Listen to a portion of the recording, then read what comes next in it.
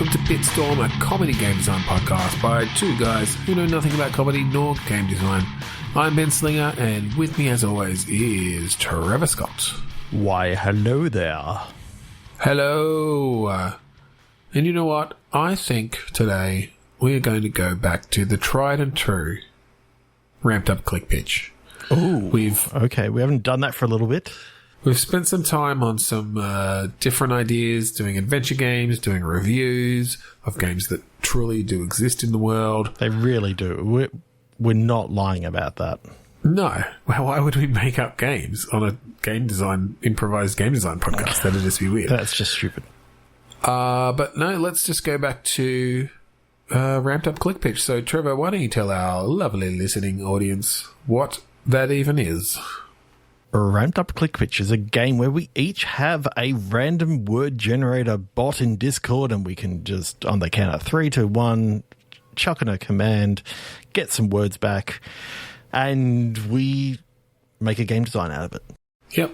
Take those as the prompt. Yep. Turn them into gaming goodness. Let's do it. 3, 2, 1, click. Arguable knee. Riding soul. Ooh.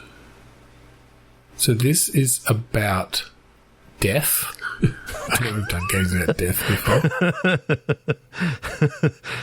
But he's getting old. He's got a bad knee. And so he's maybe trying to find his replacement. Cool.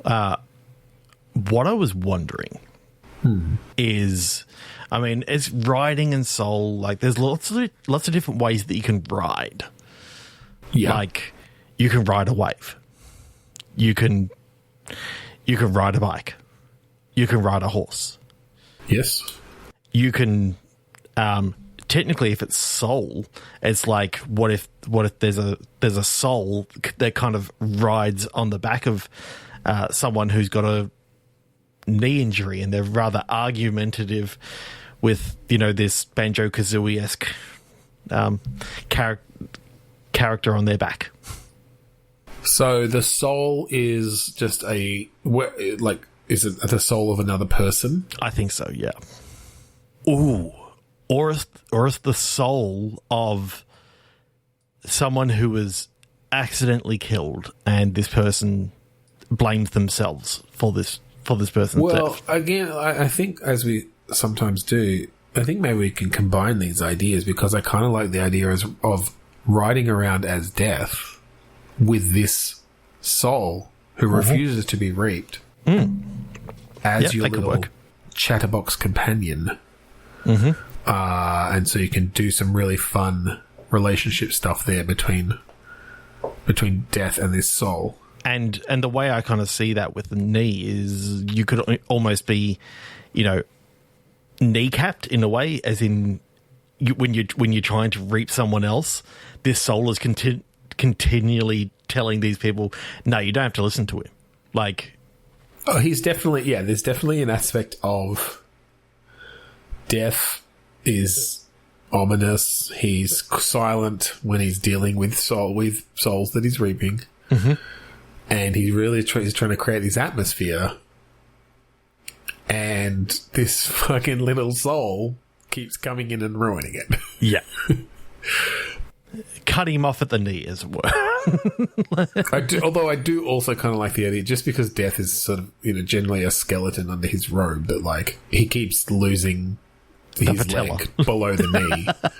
Yeah, like this, his knee's fucked up to the point that it doesn't hook up to his, shin or whatever anymore, and it keeps falling off. There's something about death. There's something about death. So let's describe death. So he's got a big scythe. He's got a black cloak. Yes. Is he fully skeleton, or is he, like, a little bit decaying in the flesh department, and that's why it's a little bit more? I think, you know what, it's kind of interesting just to go a little bit different and to have some flexibility here, is I don't think death has a fully corporeal form. I think he's like some sort of mist in there that he can form into different shapes within that hood. Mm-hmm. He generally tends towards a skull because he's just found it to be very effective. Yes. Sometimes it's nothing. Sometimes he keeps the hood empty, essentially, because there's sort of, that's a very classic look of death, as well as literally just the darkened hood. But then that can give us some things to play with as well to sort of subvert deaths. You know, maybe every time, maybe he's trying to do the skull, and every time this annoying soul talks, it like shocks him into, you know, making it into a cutesy face or something, or like an emoji. Okay, It's like, so I hate when you do that. what I'm wondering about is what sort of game is this? Like, unfortunately, this kind of feels a bit point and click adventure-y. I think it's closer to like third person 3D adventure. Okay, I think. maybe a with, Telltale, you know, some cutscenes and stuff. Maybe a Telltale-ish sort of thing. So yeah, he's close to point and click adventure, but I feel like it's less the traditional inventory puzzles and stuff, and it's more action-y with a lot of story in there. Yeah, action elements. Yeah, so you can just ride around, like you can free ride around between your different missions, perhaps. Like you've got a schedule, or you've got a list of people who you need to reap today. You know. yeah, and then you got your little black book of the souls that, you know, you kind of want to keep in touch with because you become really good Because friends. you just got on well with them. Yeah, you had some chemistry there. Had some chemistry, and you help them get into, you know, get into the place that they want, and You help them get into good heaven. yeah, the good place. Yeah, the better place. Yeah, The not best the bad place. good place. Yeah, there's VIP heaven Yeah, behind the velvet rope. Yeah, I like that. And then, because then we can start it off, as we often like to do, with sort of it's the mundane aspect of his day. yeah, You know, it's give me the start of a day in the life of death. Get a sense for how he works, the bureaucracy of it, the fun of it. You know, the fact that he. The question is, in the tutorial, like, is this the first time that you come across a soul who doesn't want to be reaped, or is it like maybe you go through the tutorial, someone gets reaped properly, and then your very next one is like, nah, mate, nah, I'm not dead. Yeah, I think something like that. You And essentially. then, you know, it says 6 months later, and it's like the guy is still He's hanging still around. there. So what? Yeah, something. I think something like that. Yeah, I think he's had stubborn souls before, but never to this degree. yeah. You know, maybe a day or two at the most. I know. I kind of like the idea of there being like something else that's going on in the background as to why this soul hasn't actually been collected properly. Like, Well, yeah, I and think why then- they're able to actually refuse to be collected. Yeah. Well, I mean, we'll have to come up with some internal consistency around what does death need to actually do to reap these souls, and then yes, what is special about this soul that allows them to resist it I was actually thinking or dodge it or this whatever. soul isn't actually dead yet. Their body is still alive, but in a comatose state or something like that. And Right. So there's maybe been, maybe like, because I was going to say there's maybe been, you know, a bureaucratic mistake. that he's gone to collect this person's soul, and that's Yeah. why they're in a comatose state. Oh, that's why. Okay, that's kind of interesting. Yeah. So he's basically. I think it should be a mistake that death themselves has made, though, as opposed to the higher ups. Okay. Like it's the wrong, like someone with the same name. Like it's a you know, a very comical situation of two people with the same unusual name happen to be in approximately the same place at approximately the same time, and then we can have a nice little, I think maybe what he uses the scythe to do is to like cut the strand from the body. Cut the tether. Cut the tether from the body. And usually they just like... It's like an umbilical cord. It's just as gross. And there's placenta and afterbirth and all this sort of stuff. Well, after death. The equivalent, at least. Placenta after death. But I think usually the souls of the dead just go floating up like a balloon. I think sometimes they do kind of hang around like a balloon that is not have does not have helium in it, that just bounces around a bit, but eventually they go up. It's kind of the opposite of a helium balloon running out of helium. Yeah, it's they eventually go it's up. A helium balloon that's run out of air, so therefore it can. yeah, exactly.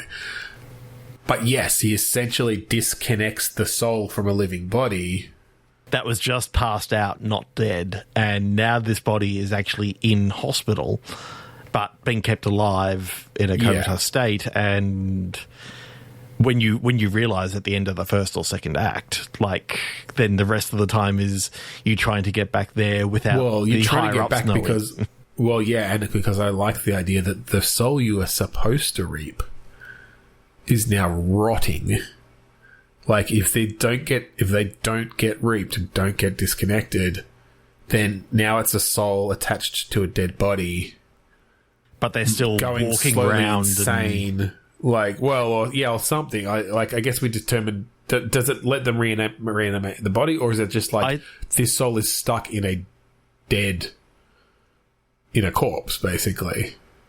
I know we'd have to come up with some sort of way of thinking about that, but I like the idea that that's kind of how demons are created, or something, or maybe ghosts. Maybe that's how ghosts are created, or something like poltergeists or whatever. Yeah, the tether as such isn't like a nice and quick tether, but basically the longer this person goes on without being severed, the more that they lose their memory, the more that they lose themselves because the body is just sucking all that sort of stuff out through. I kind of like the idea through this ghostly tether. This soul starts trying to attach to other beings or other things, and that's corrupting them. And that's where hauntings and things come from. Is like this soul is reaching out blindly, trying to grab anything with meaning. But and what made me think of this is that it makes the reaping a lot harder. If you come across a soul that's been rotting for 6 months, and like you get there, you find it eventually, and it's this tangle of tethers to everything around, and it's essentially been haunting this place via these tethers. And so for you to actually set it free is this huge task. Oh, and these metaphorical tethers could actually be spanning like the continent sort of thing, because like he's dug his hooks into these different souls. Well, I think they're location based, because I do like that idea of it being like, this that hospital room's haunted. It's been haunted for the last 6 months. Like nobody goes there anymore. Yeah, but where I'm coming from is from a personal point of view. If you've been haunted, that will stick with you. Oh, right. And it sticks with you through a metaphorical like hook, and that's one of the extra tethers. That's like right. So I think there's a lot of tethers that are location based to things in the area, but yes, there are tethers that have essentially they were tethered to somebody at that time, and then that person's left, but that tether remains. Still exists. It still remains because then that gives it's you just in the back of their mind, and it's always eating at them. And so then that's really a good chunk of that's the second act of the game the second half of the game is cleaning the goal up. is to clean this up. Yeah. You're not just cleaning this up, but you come across a soul that you got to reap, and it's got these tethers that are just like hooked into it, that like no matter what you do, you can't quite cut it because you're not actually at the source. So you've almost got to, travel back, and as you go, the closer that you go, oh, I see what you mean. You're starting to get that's more an of interesting thing then, actually, that maybe that's part of the reason that sometimes you find souls that can't be released is because even though you disconnect them from the body they were they're still tethered here from that other soul. Other souls that haven't been reaped. Yeah. Okay, that's kind of cool. And that way you've got... I like the idea that you now have to get some other sort of power or something like that actually enables you to see these tethers, and you look at the soul that has been with you for quite a while, and yes, you cut his tether, but there's like some other like... Oh, or it could be an interesting thing to say, like... Because a lot of, some souls don't take a while. They take a while to go up because they've got a few tethers in them. Yeah. But I think naturally once a soul is freed from its body, like either, they start to forget things. Or they start to dissolve. Like they the start tethers. to dissolve and the tethers come free. But when you do see this soul that's been following you around, it has hundreds of tethers in it. Like, it is just rampant with tethers, and I guess we'd have to come up with for a reason. Like, I don't know if it's just that they've had these traumatic experiences or something, or they've connected specifically with rotting souls that have been left behind. Like, are they some sort of medium or something?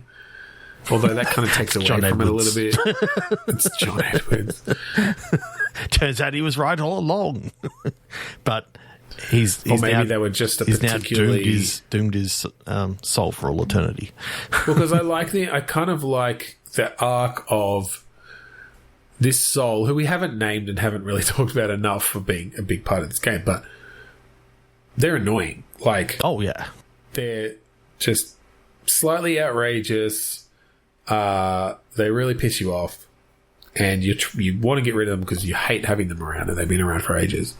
But then when you find, I think I like the arc of when you find this out and you get the ability to see these tethers, and you realize this soul has these hundreds and hundreds of tethers in it.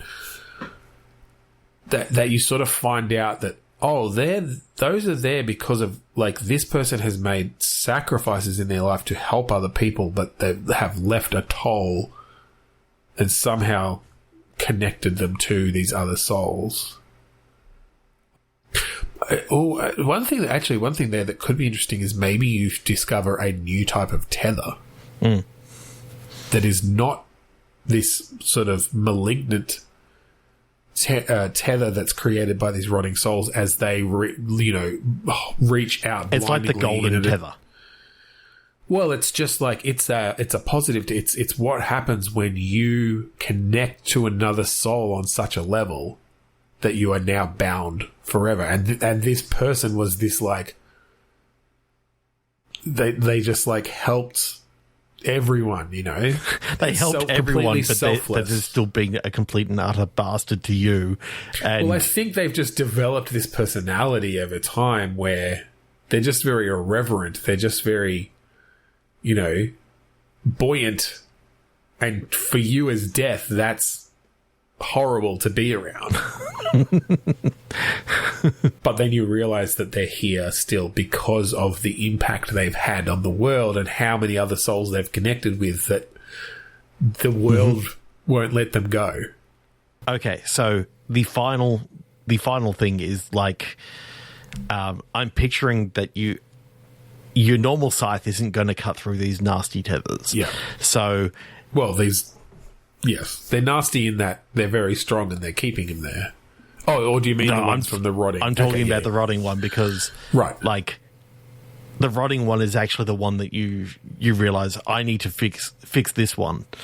Yeah. The golden tether, we may work out a way of actually, putting him back in his body, sort of thing, and because we're still going with the thing that is still alive. Right. Okay. Yes, we probably do still want to stick with that. Although it's not strictly necessary with the golden tether. With the golden tethers. It's just it gave us our in for the rotten tethers. But yes. So I think it probably still works. And then it gives a good resolution that you put them back into their body and they They don't remember. I mean, we can even come up with some stuff around like the reason these, there still could be that when someone dies regularly, they may have these golden tethers, but if they've lived their life long enough or whatever, like it's not that people are holding onto them so strongly now because they've sort of lived a good life or whatever. And there could be an interesting thing there around like maybe people who die too soon do stick around longer. Maybe that is some of the souls, and you've never quite realized because you never understood these tethers. You were never able to see them until this, there's the events in this game. To you, it was just. It varied based on the soul. Sometimes it was a bit annoying that they stuck around for a while, but they eventually left. But yeah, it wasn't until this. So I think there's a little bit of Metroidvania in the fact that you can only see these certain things when you get to certain levels. Like, yeah, look, I think you could definitely add some systems in there like that, where you are you have a game loop of seeking out a soul that you need to sever, you need to reap. It might have some tethers that are keeping it there. Oh, okay. Follow those back. Well, this is, I guess, once you've determined. But I think you get that fairly early on. So you do have sort of this system of, like, following a few tethers back to the main source where it's some sort of haunted, and it may be so that this soul can go off and be less tormented in wherever it's going, is that you help it close out the loop, like close out, the unfinished business sort of things. Yeah, potentially. I guess it comes down because I mean we could actually make this fairly combat based if we wanted, where it is actually like action combat techniques to defeat these tethers that are fighting back in some way. Like, it's particularly once you get to these like haunted, rotting souls that have tethered onto so many different things. It's like dodging attacks, cutting these tethers down until you get all, 10 major tethers or whatever and clear the room. Mm-hmm. Or, yes, we could make it a little bit more sort of story-based and situation-based, a bit more narrative in that way, where these different things are, you need to find a particular person and bring them here, or you need to whatever, I can see it working both ways. I don't really want to choose right now, so I say we click again. I say we click again. We spent a good 20 minutes on that first game, which is, that's a good run. But that I quite like that. I like some of the lore we came up with. We went a little bit deeper there than we have in the past, so that was good. Ooh, transported, resume. Ritual cylinder. So I'm picturing this sort of transport thing was like a Star Trek-esque transporter malfunction. Yeah.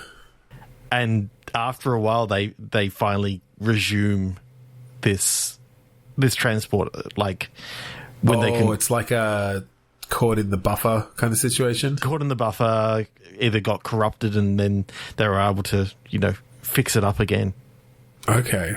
And this person comes back, and I kind of like the idea that you're down on the planet, and almost like a Star Trek thing. You say one to beam up, you beam up, and you instantly beam down, and everyone's there, and they're like, "Oh, thank God you made it," and all this sort of stuff, and you kind of got that mystery hook because you along those lines,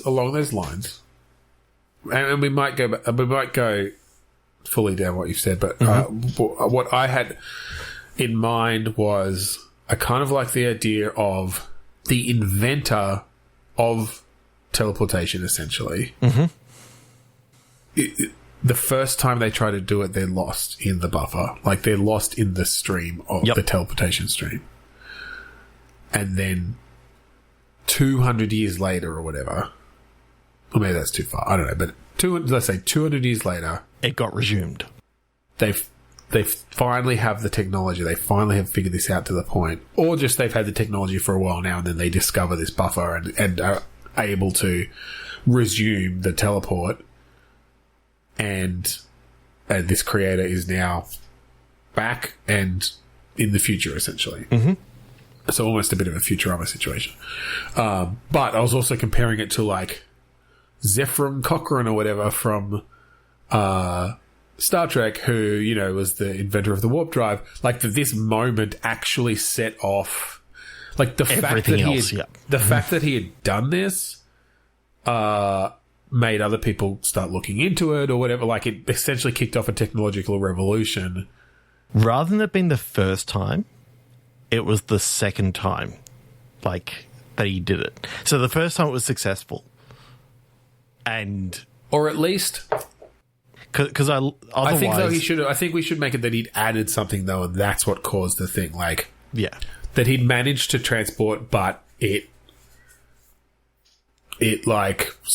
was horrible. Like it felt like it was actually being torn apart or something. Like he had to add this buffer in there essentially, so that it wasn't this direct. It was that it's like essentially the first time that he did it, he was literally tearing himself into pieces on one side and putting himself back together simultaneously on the other side, and that just caused like chaos within his brain and his body, and it felt like all his nerves were on fire at the same time. Yeah, like it felt horrible, and it felt like it took like 3 weeks, even though it was instant, because of just the relativity of it or something, like whatever.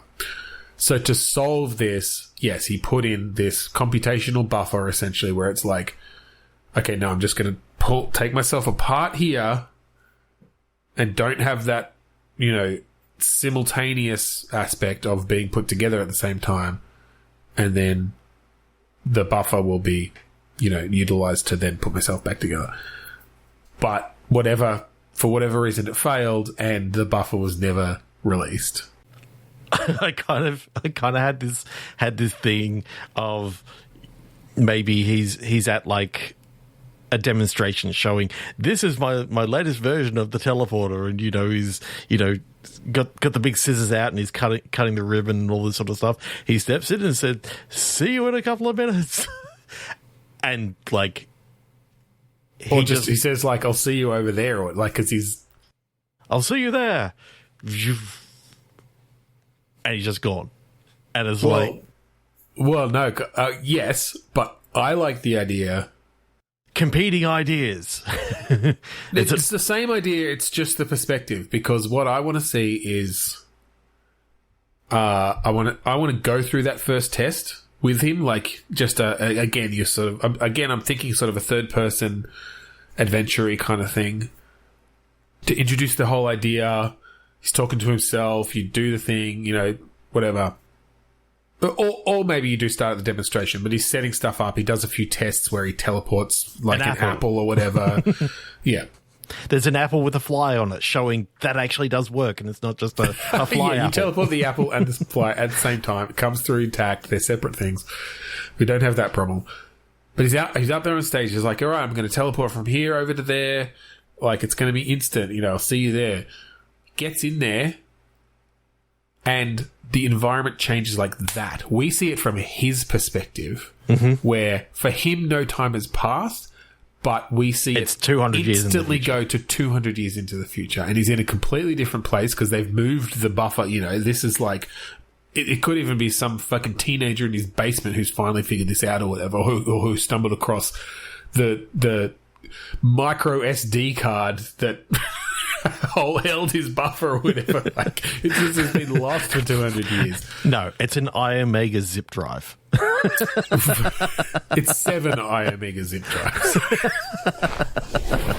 And one had a CRC error. Yes. Because, yeah, I love that idea of presenting it like that's how we tell the audience what has happened, is just that instant perspective shift to hundreds of years later. Okay. He had a partner. Yep. That he was working with. Because... Okay, like a business partner, a business partner. Romantic partner. Yeah. Could be both, maybe. Could be both. But when you now look into the history of teleporting, your name is a footnote and his name is all over it because he marketed it out and, yeah, you know... Let's say her name. Heard it. We often shy away from women as villains because we try not to do that. But I think in this case, let's fucking this enterprising woman was actually taking it away from this guy. And again, it doesn't have to have been romantic in there either. No. But yeah, I like that. And so I think there is could be maybe siblings even. Oh, siblings is good. Yeah. Yeah. Yeah, his sister. I do like that idea, and then I like the idea that this person who has brought you back is essentially like studying the history of this technology or something, and realize like they've found some evidence that has been hidden for however long of the true creator. They found footage of the event. They've got the buffer there of the fly and the apple. So they know that they were on the right space. The buffer logs or whatever, yeah. Because they reconstituted the apple, and it did have slight fly-like flavour. That brings some interesting... and maybe we'll have to tackle this whole buffer thing, like, can we make copies now? Like, what's the ethics? And that's what I was thinking. I like the idea that the buffer, like... Oh, okay. It's something that, like, they ended up going with, that they keep on reinfusing matter and all this sort of stuff, like... Well, because what I was going to say is I like the idea that we do a fake out in a way where, from your perspective as this person, something went wrong, you've now been brought back 200 years in the future, you've been in there this whole time. Maybe your sister reconstituted you the next day. Like, you yourself are now actually technically, I mean, you're both technically a copy in that case, but like you are, it's not this continuous consciousness of just, you were there, you haven't been here for 200 years, now you're back. It's, no, like, you were back, you lived the rest of your life out, you died 150 years ago, and now you're a copy of yourself from that moment because we managed to find the buffer. And maybe it is something like after that point they put protections in place with this technology that, you know, essentially as buffers were read, they are simultaneously purged once they've been reconstituted. And the reason why you didn't reconstitute it first is because the buffer wasn't, like, it had a slight error and it couldn't quite fix it itself up. Like there was basically just one little bug or something that went wrong, and your sister like handled the situation. Everyone was worried. He said, "No, it's like," or maybe she freaked out or whatever. I don't know, but she fixed the bug and brought you back the next day. But perhaps like either she did something nefarious and never let you come out again, or maybe it's literally just like that it spooked you too much that you went into hiding. You became a hermit and lived, you know, and so you actually let her take credit. Like you just didn't want anything to do with it anymore, and then she went and ran with it, and she became a multi-billionaire, and you know, changed the entire world with this technology. We're really going on some deep dives of some lore today. I'm loving some of these little arcs and stuff that we're coming up with, because I love that idea of faking the player out and them thinking it's this, you've come back after 200 years, your sister took all your ideas, like you're been hard done by, you've been wronged, and then find out that this kid who lives really well is actually your great-grandson or whatever. Like, I mean, it doesn't have to. I mean, maybe that's how they got access to your buffer, or like maybe there's some connection there. But because what I do like about that is that then you can actually say, "Oh, like he changed his name to this other name when he came back." Right. And it just so happens to be that now you've actually got some family members that you've already befriended, and things are just as a bit good. of a that could be a good way to kind of wrap it up. And now you get to live the rest of your life out here in this future without this, you know, because I think when you when you get there and are told all this and realizing all this, you are pissed. Like, you want revenge. You want to, you want revenge on people who died 150 years ago. Like, yeah, well, and then that's the arc. Is the thing is, it's like, for one, it's been so long. Like, there's nothing you can do. But two, you actually made the choice 150. Like, nobody has done you. Like, nobody did you wrong back then. You just feel like you've been done wrong now because you're essentially a different person. Mm. And you've really got a different choice. You start. Maybe he realizes, hey, this teleporter stuff is really dangerous in the wrong hands, and that opens it up for something else. Like, potentially, I mean, that could open it up for a sequel where now you're trying to, because I think at this point, I think you come into a future where teleportation is ubiquitous. Oh, like, it's everywhere. It's just used for everything. And now the question is it in everyone's homes, or is it like a public transit sort of thing? That, because I kind of like the idea that it's so expensive to run that it's like a public transport thing. That there could be some interesting things there. If you want to go the full kind of almost singularity point perspective, then having it just being, because you could have it that essentially teleportation technology also then gives you just replicator technology, right? Yeah. Like, that's sort of one of those that's things. what I was sort of getting at before, that the replicator technology is just the teleporter technology with, like, a buffer repeat, copy. basically. Yeah, a buffer repeat, yeah. And she actually, they worked it out because of the buffer thing, and they turned it off for the teleports, or fixed it up for the teleports, so it didn't. Yeah. It purged the buffers afterwards, but for replicator technology, they wanted to keep it. Like, I mean, or you have, as part of this whole, I've been wronged, you're like, but where are all the replicators? Like, my technology with this buffer would have allowed for, the end of hunger, the end of the energy crisis. Why, what happened? And then part of you finding this out is the realization that, oh no, you could make literal copies of humans. And it's we couldn't unethical. Have that. We had to. The only way this technology could make its way into the world is without the ability to keep the buffers. Yeah. Yeah.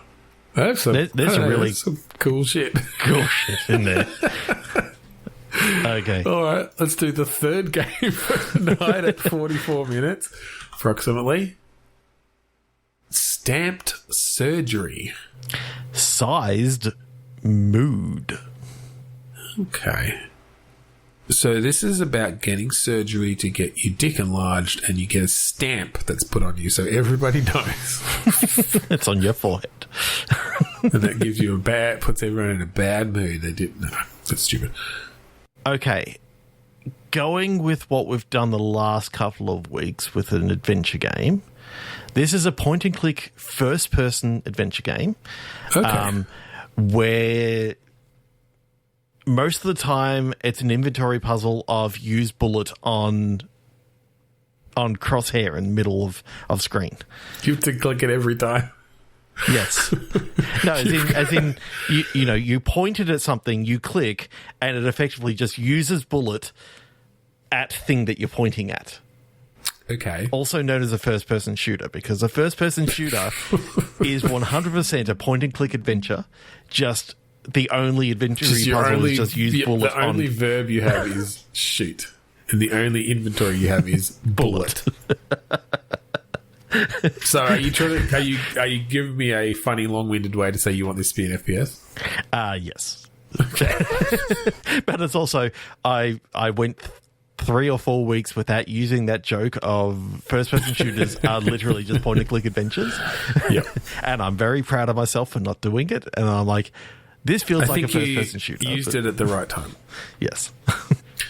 So with stamp surgery, I do kind of like the idea of some sort of mark after getting a surgery. Like that there's some sort of... And whether that creates fucking zombies or, I don't, whatever it is. Like, but just the way to determine that is they've been stamped. Well, I can almost see that this is like it's a stamp that can only be seen under black light. Ooh, okay. And okay, you are this is a horror FPS. You are the repo man. Okay. Going out there and repoing, like recovering organs and that sort of stuff from people who didn't pay their dues. Right. This is the repo man, as in the genetic opera or whatever it was called, not the standard. You didn't pay the fees on your TV or whatever. Well, you didn't pay your fees on your organ. Your payments on your organs. Okay. Yeah. Okay. So are these stamps on the organs? It's like a brand. It's like a brand mark. It's like a watermark. I kind of like the idea that they're where the surgical scar is, just underneath it, there's like a black light stamp that you can see to check to see if you got the right person. Okay. And I kind of see this as like maybe a Deus Ex style game where there's a bit of like role playing stuff that you can modify your character a bit. I do like the idea then of you've got your own mods that you're repaying. Yeah. And so you have to do your job to get money. So that you don't get your own organs repoed. Yeah. And that's a plot point in the next part of the game. Like when... Could this be a Deus Ex / Stardew Valley? No, the reason I thought that is because I did kind of like, because then there is that interesting economic balance there of you have to keep your day job going to sort of continue to have the tools to build whatever you're doing or whatever. Okay, so is like, I know I'll just pick a blue collar job of janitor by day and repo man by night. Or just that you have to succeed at your repossessions to get paid to keep your own mods. Otherwise, I'm almost picturing not quite a roguelike, but a bit more of a systems based thing where you've got your little apartment. You go to the computer. You've got 3 repossessions to do tonight. Each one of those is, and we don't call them repossessions. We call them collections. Sure. Because you're either collecting money or you're collecting organs. Like they're the things that potentially. But and then I'm almost picturing that each collection, it can, like the way you do it is you do have to find the right person. You have to confirm the person and confirm the stamp using your little blacklight / But the way that you actually solve it is there's a FPS style shootout sort of thing where they might have people who come to attack you, and like again, you can have some interesting things there where you get a penalty if you hurt anyone before they like come at you. You get a penalty, obviously, if you damage the organ that you are trying to repossess. Mm-hmm. I think you have some sort of long-range extraction tools. And any other organ that they could potentially... That is owned by this company. I think it's... That they could potentially pick up if the person died. So... Right.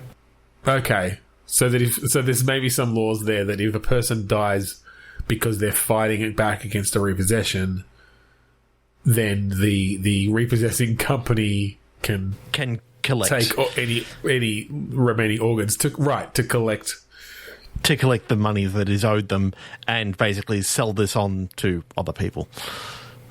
Right. But yeah, I think we could come up with some fun mechanics around just standard FPS sort of stuff, but you've got these limitations of who you can and cannot shoot. Like, it doesn't start and you're just in a arena with people coming at you. It's find the person, talk to them, see what their, temperament is, see if they have any people there who could, attack you. And look, I think a lot of the time the people who are not paying who have these organs and stuff, they're like organized crime, they're smugglers, they're whatever. Like there's or they're just regular people who. Or in some cases, yes, they're just regular people. Then you can even have some interesting morality stuff in there. They fell behind on their payments a little bit. They'll have the money next week. And so you can choose to hold off on that. And you might get a penalty for that because you didn't meet a deadline. And then you might go back next week and they've got the money. Do you really want to shoot little Susie in the face?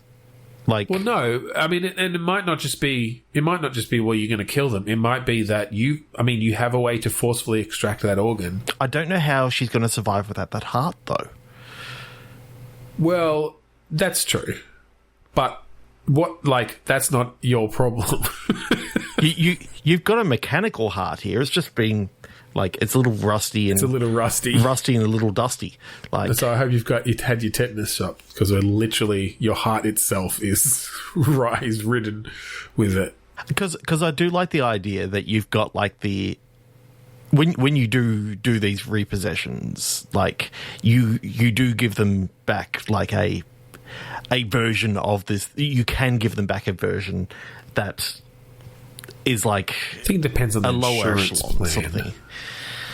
It's like this one's made of plastic. This one's 3D printable, and here's the disc. plan. If you can print it before you, like after I take your heart and before you die, then you'll be fine. Yeah, I think there's some stuff around, and I'm picturing I'm picturing you've literally got a particular weapon or device where it's got that blacklight inbuilt. It's essentially like a blacklight / X-ray. / scanner, it's got a barcode scanner sort of thing. / extraction tool. Yes. Because I'm picturing you might have to be close enough, but because I'm sort of on the go as this firefight is going, you might just be able to pull this thing out, like quickly aim to, you know which organ you're going for, and you're seeing like the silhouette of them as you pass this black light over their body.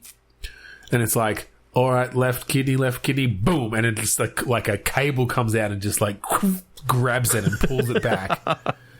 And then you can just leave then if you want. It's like collection done. If you think it's safe enough, if people are attacking you, you might need to take them out. But just don't aim it at their neck when it just opens that whole thing up and their head just falls off. Well, I think you can very easily just accidentally kill people with this or take the wrong organs or whatever. And that might give you a penalty, right? Like you may. I had it on heart. You've illegally taken. It's got the rib spreader and everything.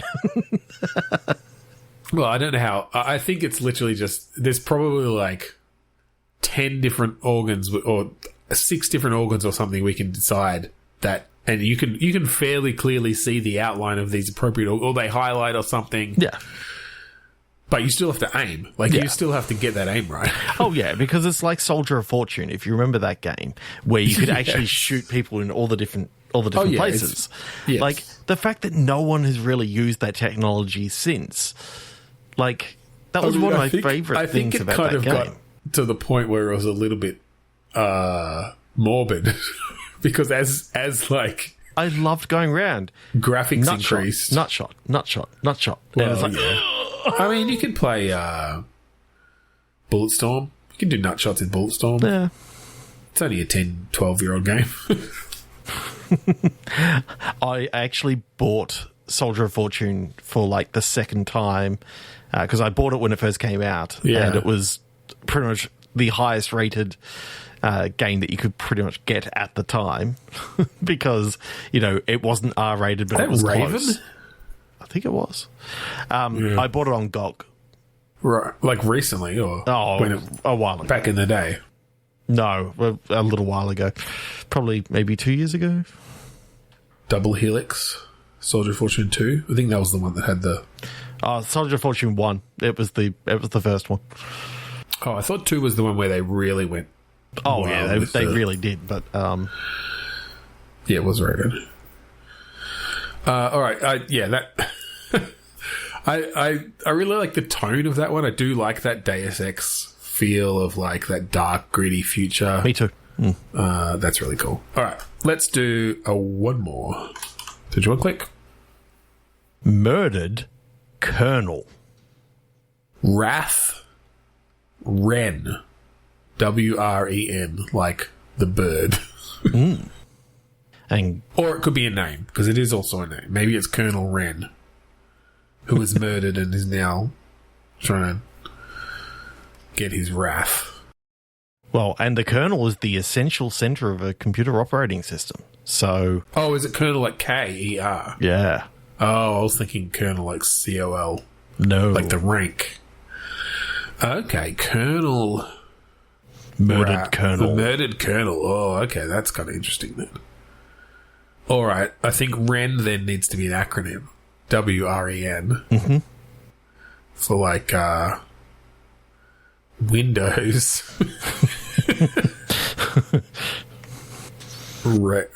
Windows Red Edition networking. That sounds exactly like something they would have released. Yes. So this is like their Windows server, but it's like that's what Red Edition is for. But then they add the networking at the end anyway. Yeah. You can't actually get it without networking, but it's a feature for some reason, just like it was in Windows 3.11 or whatever the fuck. Jesus Christ.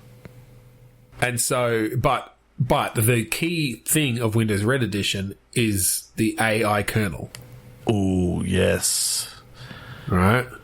But it was almost a one of a kind. Kernel. I think maybe it was developed for like the government to run, their defense systems or something. Networking division. It was their network sysadmin.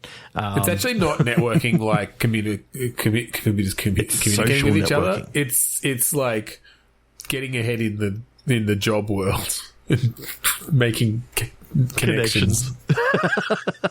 It's got Yammer as like. maybe it is that they brought out Windows networking and it was all around social networking. Yeah, it was their push into the social media platform, because Microsoft hasn't really, pushed social media in that way. So they did it in the form of an operating system, but then they brought out Red Edition for the government that had the AI kernel. But because of the way they had developed Windows up until this point, as is always the way, they couldn't pull out the social networking aspect. So it still had to involve that. I mean, you've actually seen what I talked about, what I just said, haven't you? What do you mean? Yammer. What's Yammer? It's Microsoft's social networking thing for businesses. Oh. It's absolutely fucking horrible. And it's just like Facebook, but for businesses. But for within right. It's an enterprise social network. Okay, so what I reckon is basically the Windows Red Edition networking is literally the entire Windows system is built on Yammer. Which is like you can't. Oh, well, that could maybe be an Easter egg in there, sure. Like, but yes, I think it's built around social networking. But the combination of these things, Red Edition which is the AI kernel being combined with the social networking, means that this AI got so much access to the rest of the world and the rest of the population that like something happened. Yeah. So was it someone? Because obviously the kernel has been murdered. The AI bot has been murdered, and therefore there's no backup of it and all that sort of stuff. Well, and is it? I mean, I know that the words were murdered kernel, but is this maybe a situation though where it's the AI itself has decided that it needs to murder in some way because of its access to social media? What was the prime directive of Windows Red Edition? Is the thing. The prime directive is to ensure all users get access to social media. Okay. maybe that's what ends up being maybe this is how it gets twisted. Maybe Windows Red Edition was supposed to provide the whole population with access to government services or something. But because this social networking through the networking module that could not be removed because it's a vital part of Windows backbone at this point, what that ended up being is that every human, like that this AI believes that every human being needs to have access to social media. And it needs to be social media that is, approved. Like, I'm trying to think, free what speech, or like, it ends up just going for like a conservative like style, really nasty thing. This is actually the end point of Elon Musk buying Twitter. I kind of don't want to go down that route. No, I think we're getting a bit too off the rails. So I'll go with what I said, as in my idea was that there's this AI kernel that has been around for a little while, and it's sort of it's the backbone of Windows Red Edition networking. Okay, but it's a cloud-based service. So is there sort of just a single instance of this kernel? There is only one instance because it's such a large AI kernel. Like, that needs such computing power. There is no disaster recovery, or if there was, when this kernel all of a sudden disappeared one day, like there's no trace of it at all, and basically everything has now stopped because Windows Red Edition only worked because, like, this AI... Yeah, it was essentially running everything. Everything in the background, like... So are we talking about a situation where essentially civilization, or at least this country or whatever it is now relying so much on this AI to run essential systems, and then one day it's gone? And one day it's gone. So I think what we can then have is an investigation into who is trying to bring down the whole country. But also, I think first, how did this happen? Is there actually a backup that we can bring back and bring our AI kernel back to life? But technically, you're investigating a murder, and it's the first ever virtual murder. The first ever AI murder. Okay, yeah, that's cool. I like that a lot more than what the weird shit we were doing just before. Ago. Because I like games where you have to like go through computer systems and figure out what happened, because that's just kind of fun. I think you're searching through log files, or you're trying to figure out what happened up to that moment. There's certain things that are corrupted. You get access to different classified levels of logging and stuff. And then you find out you got a text message just before it went down, and it's from a number that you don't know, and you're about to delete it until you realize that written at the top is, and it's, one of those sort of things as you're going through your phone, hey, you just see that little blurb of sort of what's happening in the message. Yeah. You notice that it's got the exact same, like, start as this other log file that you're looking at. And effectively, this AI has actually reached out to you knowing that you're going to be the one investigating. Yeah, well, because what I was going to say, and you might be going to the same place, is I think this AI committed suicide. No, I wasn't going down that route. I was going down that this AI was actually precognitive and... or at least, like, predictive enough that it knew someone was going to kill it. Okay, it could go either way. It is a little bit tropey to have the AI who just, like, gets to the point where they're smart enough to realize it's all entirely fruitless and self-destructs. So maybe, I think the idea of it being a murder is maybe a bit more interesting. But yes, then you're in a situation where maybe this AI, because I think you're getting text messages from Ren, who you don't immediately realize is this AI. I think you have a moment where you're like I think maybe up until this point it's just been called Windows Red Edition or whatever, without the networking aspect or whatever. But finally you see you see it boot up or whatever. Or maybe, because the other thing I was going to say is, because you were talking about a copy, and I think they do have a copy in a sense, but because it's a learning AI, this copy is essentially a baby. Yeah. Like an infant. And while eventually it will get to the stage that Ren was at... I just love how we've made this whole thing about Windows Red Edition networking. Yeah, I think it's perfect for an acronym like that. And now I'm seeing that, like, if you actually ever went to the About page, you'd actually see that it actually has Windows Red Edition networking.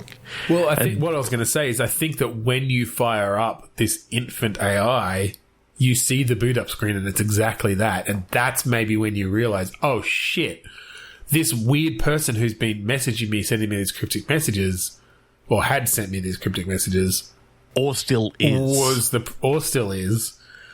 is the previous AI. Yeah, maybe they've like sequestered themselves away in like they've essentially isolated themselves somewhere. And they're actually in pieces across the cloud. And then you find out, oh God, my mind is just... Okay, so we can go with this, or you can just say, Trev, shut the fuck up. All right, I'm curious now. You end up like traveling through cyberspace, but okay. while you're going there and you're trying to find all the pieces of this, yep, of like this, effectively you're finding discs or something like that, or right. CDs, whatever we want to do to sort of say that. Right. You're always being chased by this person that has the initials TB. And when you finally get to the end and you find out that Tabitha Bag has been like trying to collect all these things. Oh God, Trevor! and there's this other guy called T-Shirt who's helping you out, and eventually what on earth would connect you to the old British TV show that we have referenced on this show multiple times before, but what would connect this game to fucking Teabag? It's the collection of collecting the bits. It's collecting the bits that immediately brought me to, oh my God, it broke itself up into bits so that it could be saved again because it knew that Tabitha Bag was out there trying to destroy it. We can just as a reference and an homage, we can use TB and TB as the initials. TS as the sure. That's who performed this fucking, I was going to say homicide, but it'd be VR side. I don't know what it would be. Virtucide. But yes, I think that Ren saved themselves in a sense that as they were being destroyed, they managed to send off these parts of themselves and kind of lock them away. And one of the things in that first message that you actually got is basically the cryptography key to be able to to unlock these things. To unlock it and put it all back together.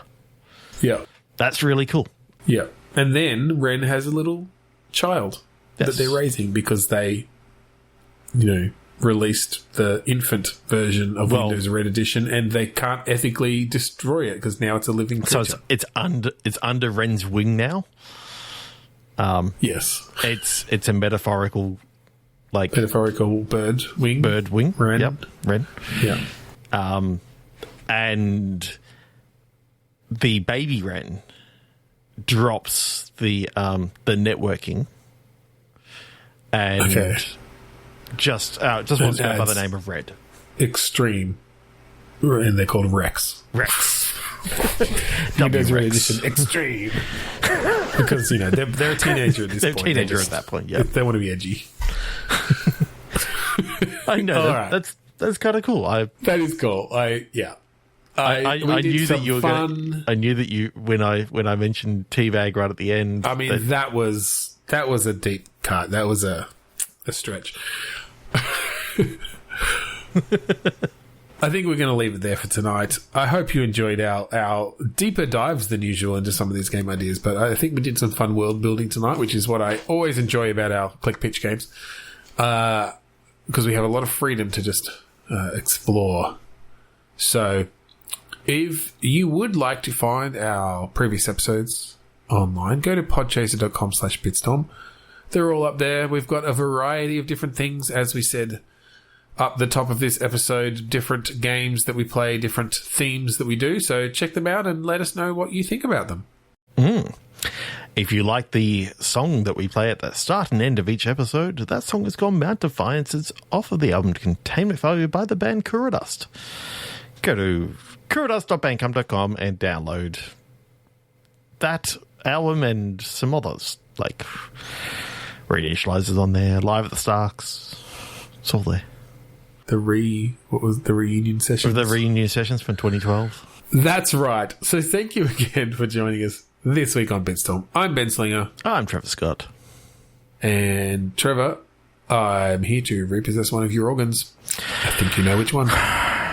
Fine. You can have it. My luscious ass. There you go.